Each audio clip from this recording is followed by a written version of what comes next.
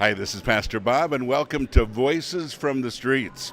You know, I'm here today with my good friends Tanja and Harry, and you guys, we've been friends for a few months now. You guys have been eating with us. Months, yes. And I asked them to kind of share a little bit of their story, a little bit about, actually why you're here. We actually got stranded in Wisconsin and hitchhiked as far as here with a truck driver, and he brought us here. A friend of ours that we met the first day we were here told us there's no better place to be stranded than in Nashville. Plenty of places to feed, shower, anything like that. And we discovered you guys, and we never miss a feeding. No, well, except for last week. Well, yes, unfortunately, we had some physical ailments. That's okay. But I noticed. Yes. Yes. He notices every time. We noticed that we missed it, too. You bet. Definitely. You noticed she wasn't here yesterday. Yeah, see? There you go. So you guys, tell me, why do people end up on the streets, and particularly, why do you end up on the streets? Take that one here. Well, I'm not really sure. I actually choose to be out here. Okay. You know, I don't like paying bills too much, so I'm out here. Ain't got to pay too many bills when you're out here on the streets. That's true. Not a lot of expenses. This is the biggest one right here, the biggest bill. Is that right? You're the biggest bill, the biggest expense? I don't know. I think I'm pretty low maintenance, to be honest. So. But why on the streets instead of, anywhere else? Is this a life choice for you, or do you think it's a temporary thing? I think it's more like temporary. Just, we ain't found the right jobs yet. Okay.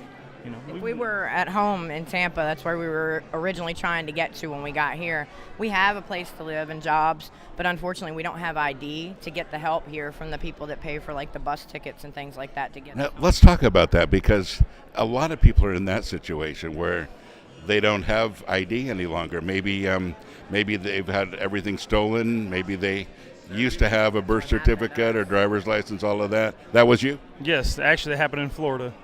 First year down, or first 6 months probably. We were 6 months, down about 4 months into being down there, got jumped by a couple guys. Hey, I thought it was a good fight.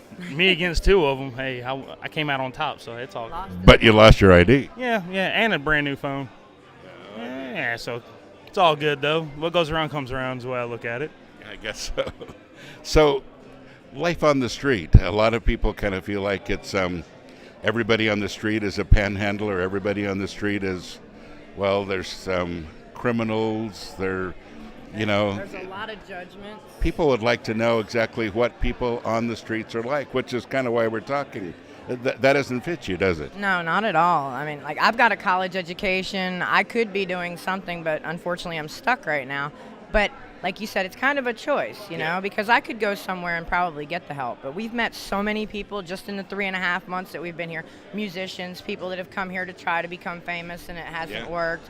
People that used to be famous. We actually met a professional boxer that's out on the streets now. Yeah. I mean, it's bad situations. Sometimes people fall on hard times and lose faith, or sometimes, they have addictions that have brought them out here. Yeah. But we've met a lot of really good people that kind of choose to be out here, honestly, Well, behind us, if you look at the lines here, we have a whole lot of really great people. I mean, and you've made friends with a whole lot of these folks. Yes. We've got a lot of friends. I've also here, noticed it's a variety of people.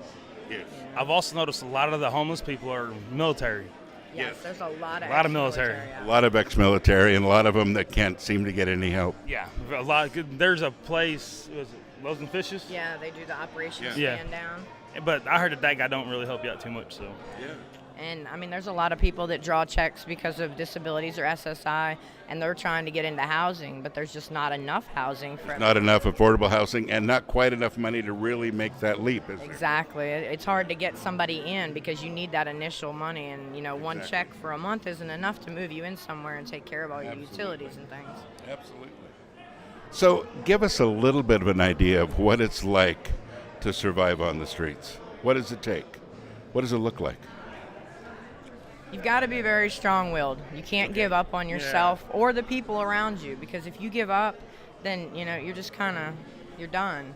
You've got to have that fight make sure that you've got the will to get up every day and make it to these feedings and the places that we have to shower and do laundry and things like that. And like we sell the Faith Unity paper, so no matter how unmotivated we are every day, we know we've got to go out there if we want the things that we need for the day, you know. So You've got to sell the papers to make enough money to live for the day. yes. That's right. And I don't that's the go way out a there lot and of sell. people are. The people that we actually came here with today, they sell the contributor, and they've managed to buy a vehicle and everything, and they're making their way into housing now because of selling the papers. That's great. Now, let's explain it to our listeners.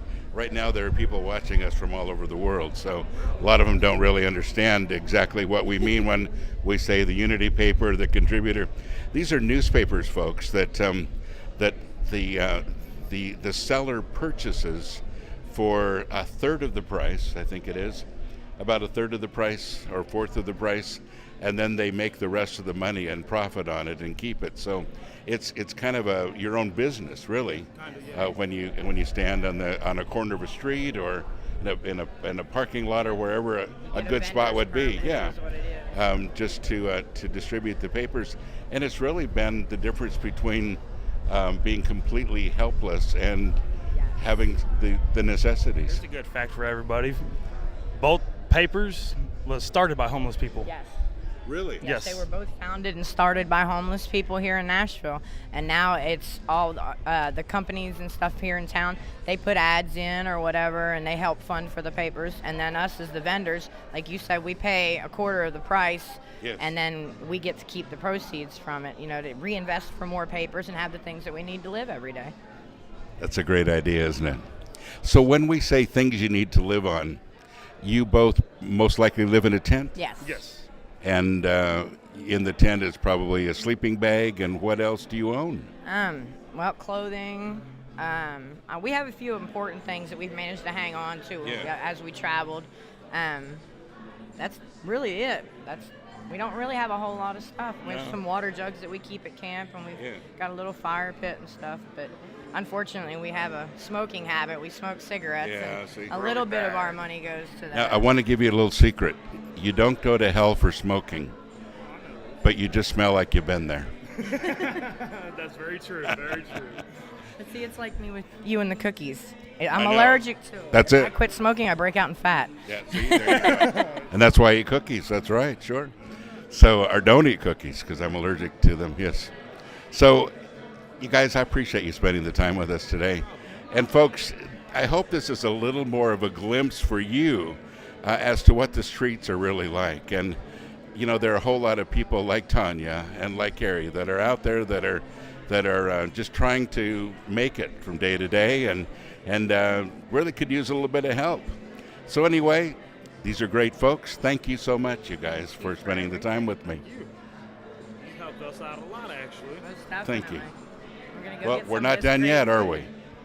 Got some good food waiting for us. We do. You better get there. Most definitely. All right. Thank you. God bless you.